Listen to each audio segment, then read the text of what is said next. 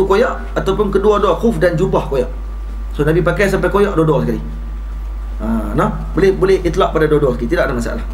Maksudnya huma tu, dhamir tu nak kembali kepada mana?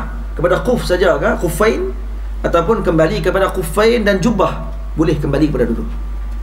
Nak kata khuf saja pun boleh koyak, nak kata jubah saja koyak pun tak boleh sebab dia satu ya. Dia kena salah satu. Maksud dia dua kali, ataupun khuf dua-dua, ataupun jubah dan khuf sekali koyak. Faham tak?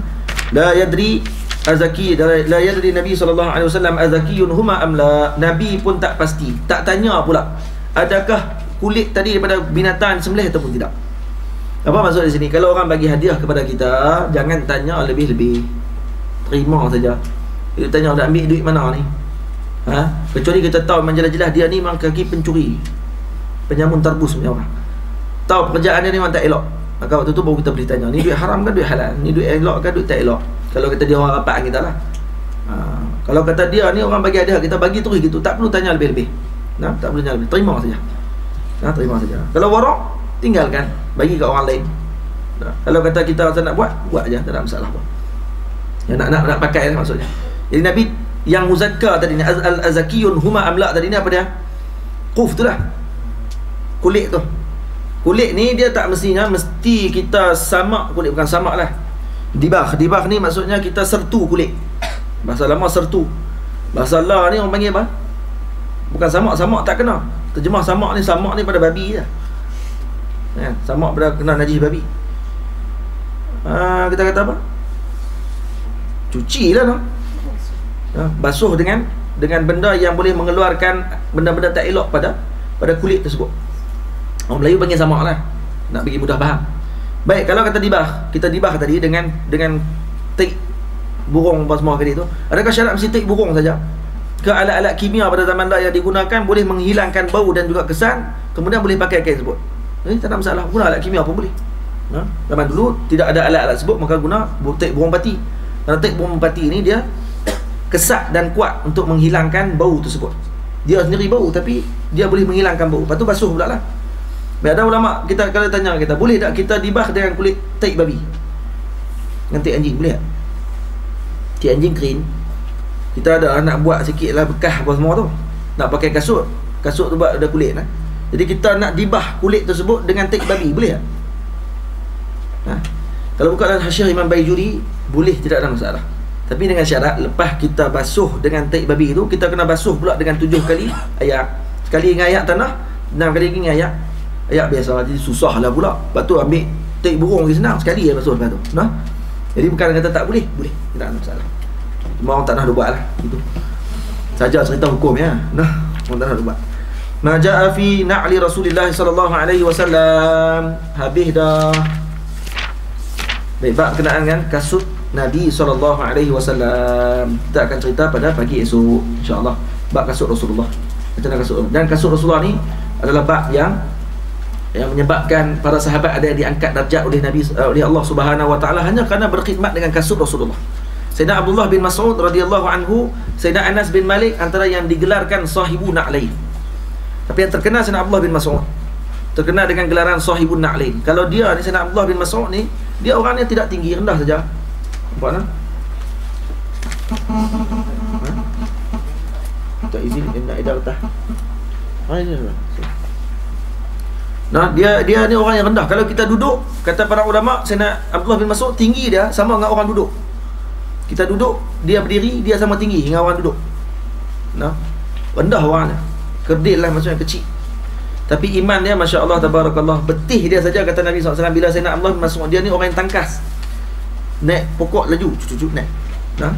Jadi satu hari dia naik pokok, terselak kain dia, nampak betih dia kecil. Orang pakai gelak, tengok, pakai gelak kat dia. Comel nampak betih tu. Bukan nak menghina, sahabat tidak akan menghina sama-sama sahabat. Memang seronok tengok keadaan tu. Maka Nabi kata jangan gelak. Nabi kata, kerana kalau kamu gelak, kamu tahu tak, betih dia tu lebih berat timbangannya daripada bukit Uhud lagi di sisi Allah Ta'ala. Tu dia kedudukan si Allah Ta'ala tu, kedudukan Sayyidina Ibn Mas'ud. Ibn Mas'ud, kalau Nabi masuk ke dalam masjid, maka dia yang akan pegang kasut. Waktu kasut Tok Guru ni ada orang khas kadang-kadang pegang. Tok Guru besar-besar lah, yang ada anak murid yang khas pegang, orang lain tak boleh pegang. Anak murid tu je boleh pegang kasut. Jadi dia pegang kasut, pegang tongkat, dia akan pegang barang-barang Rasulullah sallallahu alaihi wasallam. Kalau Nabi duduk, maka dia akan masukkan kasut ke dalam lengan baju dia. Dan Nabi bangun, dia akan bangun dan kemudian keluarkan kasut tersebut dan bagi kepada Nabi untuk Nabi pakai. Ni yang dia buat selalu. Sebabkan tu, maka dia termasuk di kalangan orang-orang yang dijanjikan oleh Nabi untuk masuk syurga tanpa hisab. Hanya kerana apa? Kerana kasut Nabi SAW. Kemudian kasut tu juga, kasut Nabi berbanding dengan kasut-kasut yang lain. Kenapa mulianya kasut Nabi? Kerana dia duduk dengan Nabi. Itu mulianya kasut Rasulullah SAW. Na'lu Rasulillah. Rasulullah SAW ketika mana Isra' dan Mi'raj memakai kasut ketika masuk ke dalam Sidratul Muntaha. Yang tempat tersebut Jibril pun tak boleh lalu. Nabi kata, Sayyidina Jibril, Nabi kata kepada Sayyidina Jibril, ayatrukul khalilu khalilahu, adakah kekasih akan meninggalkan kekasihnya sudah jauh perjalanan jalan sekali? Kamu nak tinggalkan aku seorang diri masuk? Sayyidina Jibril kata, kalau aku lalu tempat ini terbakar aku. Lah taraktu. Aku akan bakar tu. Jadi aku tak boleh lalu. Maka Nabi masuk. Adakah Nabi buang kasut? Tak. Nabi pakai kasutnya sekali masuk ke dalam tempat tersebut. Dalil kata kasut Nabi juga mulia mengikuti dengan Nabi SAW. Nabi Allah Musa alaihi salam ketika mana sampai di Wadi Muqaddasi Tua, tempat yang mulia kan, di Tur Saina. Kita pergi kan ada Wadi Muqaddas dipanggil. Tempat tersebut Allah Taala kata kepada Nabi Allah Musa alaihi salam, iqla'na alaik, buanglah kasut kamu, jalan kat tempat mulia ni, kena buang kasut. Maka Nabi Musa buang kasut. Nabi Muhammad SAW tidak disuruh oleh Allah bila sampai di Sidratul Muntaha, bukan di dunia, di luar daripada dunia, tapi tidak diarahkan Allah untuk buang kasut. Kerana itu kasut Rasulullah sangat besar. Ada ulama-ulama, Al-Imam Abdul Hayy Kattani radhiyallahu an menulis kitab khusus bab kasut dia. Dalam internet cari bab kasut, tulis kitab Na'lu Rasulillah, kemudian akan keluar nama-nama kitab yang menceritakan bab kasut Rasulullah, hadis-hadis berkenaan kasut Rasulullah. Masya Allah, mulia. Saya ada kasut Rasulullah satu kat rumah, tapi kasut tu dia buat lah, bukan kasut betul. Kasut betul aku tak pakai dah, pakai duk cium setiap hari lah. Jadi kasut tersebut siapa nak pergi cium boleh lah, ibu dah. Dia bentuk kasut Rasulullah SAW. Tak lahu khibalan, ada dua khiban. Dia Nabi pakai dengan dua jari yang Nabi pakai. Maksudnya ibu jari masuk kat ibu jari satu, kemudian masuk di jari ni satu. Nabi pakai macam ni kasut dia. Saya jarang-jarang pakai sebab musim sejuk, musim panas akan pakai balik. Nampak? Musim sejuk pun Nabi ada kasut musim sejuk dia. Kasut yang tutup Nabi pakai masa musim sejuk, tutup depan ya. Kalau Nabi pakai kasut yang khibalan tu banyak Nabi pakai masa musim panas. Nampak tak? Jadi sebab di Madinah ada dua musim, sejuk panas. Mekah tak ada musim panas banyak tu. Kemudian setakat tu dulu. Wallahu a'lam. Kita sambung pada pagi esok. Nak cerita bab kasut lebih lagi, kita jumpa pada pagi esok. Macam jangan TV lah pula kan. InsyaAllah kita temu pada pagi dalam pukul 9 pagi insyaAllah. Pukul 9 pagi kita akan baca terus. Doakan moga-moga sempat habislah kitab ni. Merah lah. Kita jadi panjang sikit tadi tambah berkenaan dengan sifat Nabi SAW, khuluq khalqi Rasulillah. Belakang-belakang ni pun adalah sikit-sikit yang panjang, tapi taklah panjang-panjang sangat. Biasa-biasa saja. Siapa yang nak baca, main duduk depan. Esok kalau siapa yang dia minat nak baca, main duduk depan. Kita pakat bagi semua pakat baca.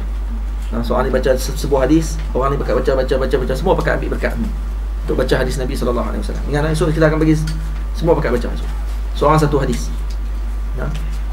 Mic tu akan pasang-pasang bagi kat dia. Boleh. Jadi itu wallahu ta'ala a'lam. Bismillahirrahmanirrahim.